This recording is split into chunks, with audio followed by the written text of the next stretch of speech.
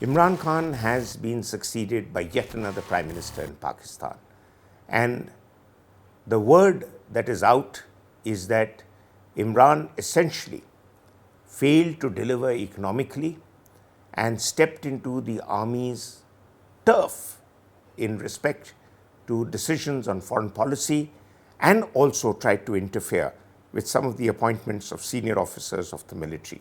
All these areas are something that traditionally Pakistani prime ministers have kept away from or have been asked to keep away from by the army, which insists that they aren't fully aware of Pakistan's strategic concerns and therefore can't take the right decisions in Pakistan's interest.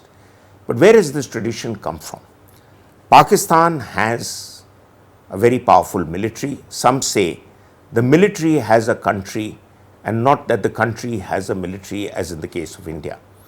And this military has established some very clear benchmarks about how Pakistan is to run and how they will call the shots in key areas that affect their interests. In fact, I would argue that the most powerful political party in Pakistan is the Pakistan Army. And this tradition has got regularly reinforced from the times of General Zia, who, as we know, was a long-serving dictator of Pakistan and had used successive prime ministers to give a kind of token yes to Zia's policies on how Pakistan should find its way forward. Zia's two big legacies were the fact that Zia used terror groups and terrorism to further Pakistan's agenda. India had been at the receiving end of that, and Zia had already been doing that quite extensively in Afghanistan with American and Saudi support when the Russians were in Afghanistan. But the other contribution of Zia was the placement of the 8th Amendment to Pakistan's constitution, which, as we know, is a constitution that Zulfikar Bhutto drafted after he put the army back into the barracks with the debacle of the 1971 war. And in that constitution, he tried hard to make civilian rule supreme. But unfortunately, Bhutto began to challenge the army's writ in lots of areas and was driving Pakistan, despite the pretense of a democracy, into one-party rule, and therefore the army got into the game, marginalized Bhutto, jailed him, and then nailed him for his role in the murder of a political opponent. Thereafter, Zia put in place the 8th Amendment. Now, what is the 8th Amendment? The 8th Amendment is an amendment to Pakistan's constitution that allows the President of Pakistan, for a variety of reasons, to sack any government and any prime minister, and the reasons could be quite frivolous, as we have seen historically in the post-Zia period. The other thing that Zia's 8th Amendment brought about was the message to political leaders, and Benazir, Bhutto and Nawaz Sharif were recipients of that messaging, that you will not enter areas like Pakistan's nuclear policies, its nuclear arsenal, the military's budgeting, the policy vis-a-vis India, the policy vis-a-vis China, Afghanistan, and of course the United States. But over a period of time, as the military became more and more powerful, it began to draw on much of Pakistan's limited economic resources.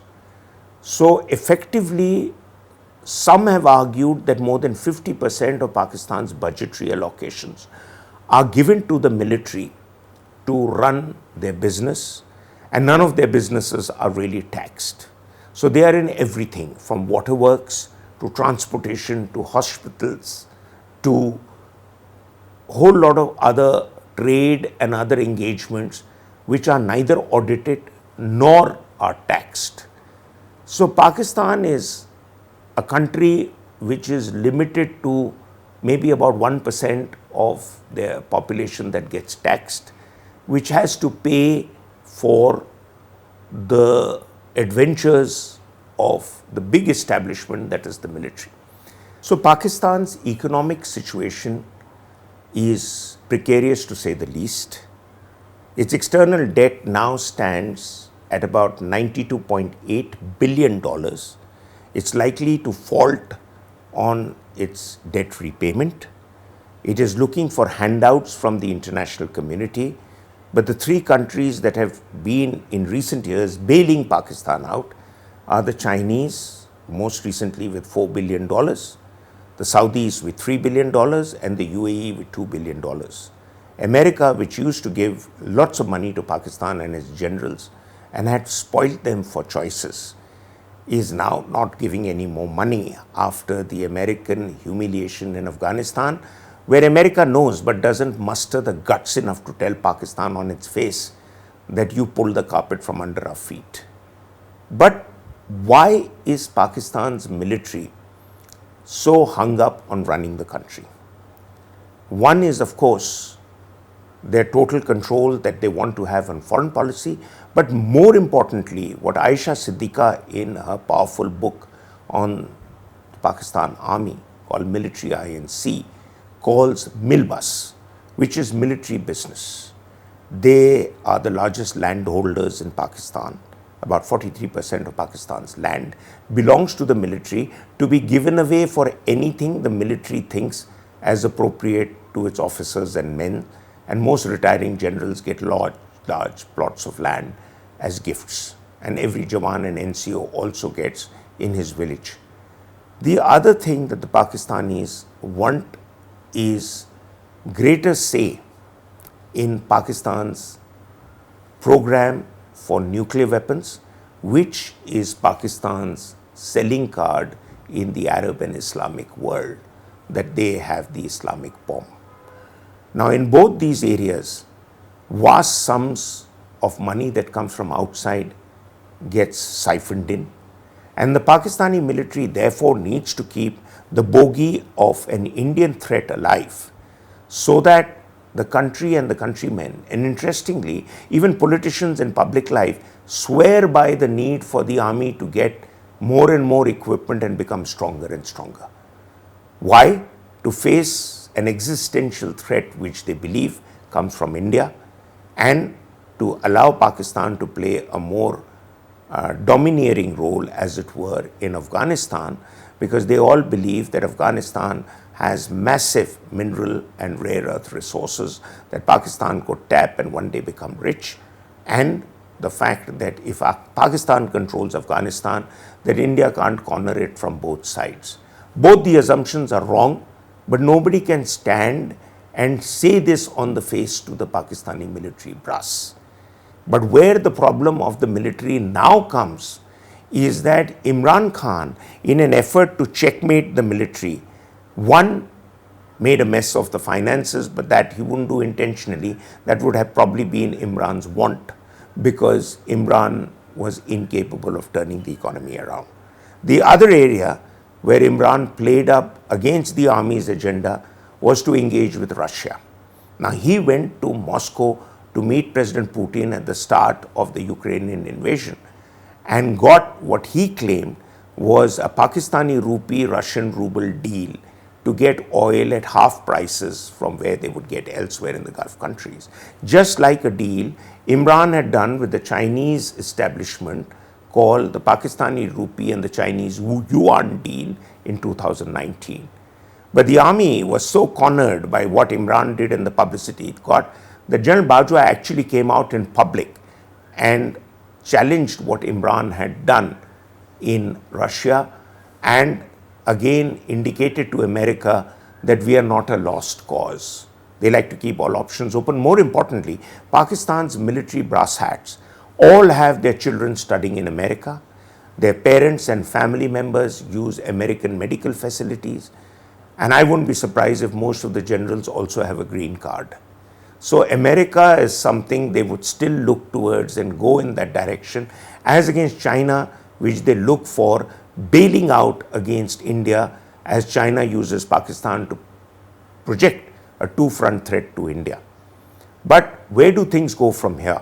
So Mr. Shahbaz Sharif and those champions of Indo-Pak peace who believe that Shahbaz coming in would get in a new era of India-Pakistan relationship on a happier note would do well not to try and enter into that area.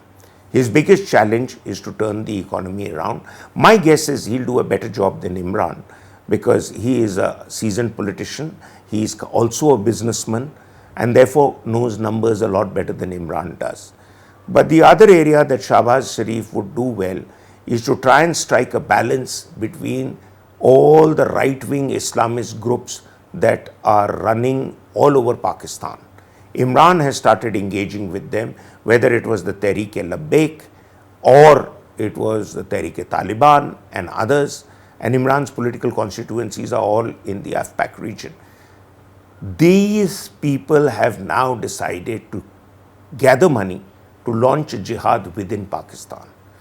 Few people know that by now there are as many loosely running small arm cartels in Pakistan as the number of soldiers in the Pakistan army.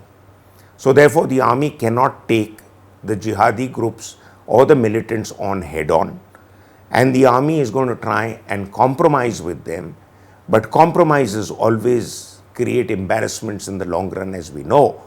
But whether the Pakistan army can compromise with all these groups that operate in Sindh, Karachi, Baluchistan and the frontier regions and still remain the most powerful entity in Pakistan, or will the Pakistan army look for a distraction when internal troubles become too much and raise the tempo of tensions with India, because that is a perennial distraction that the Pakistan army has used to try and garner public sentiment and funding.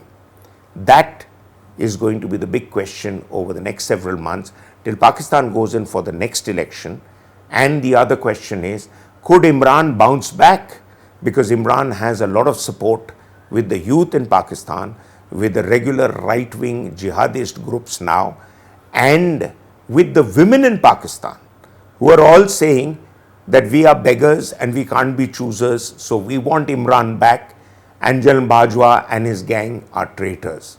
Now this is something that has been unheard of in Pakistan. So what we are going to see in the next several months is a very interesting set of events in Pakistan. My personal view is, if Pakistan continues to simmer and boil under the boiling point, it is good for India, because the military will remain distracted with problems within instead of trying to create problems outside Pakistan with India. But that only time will tell.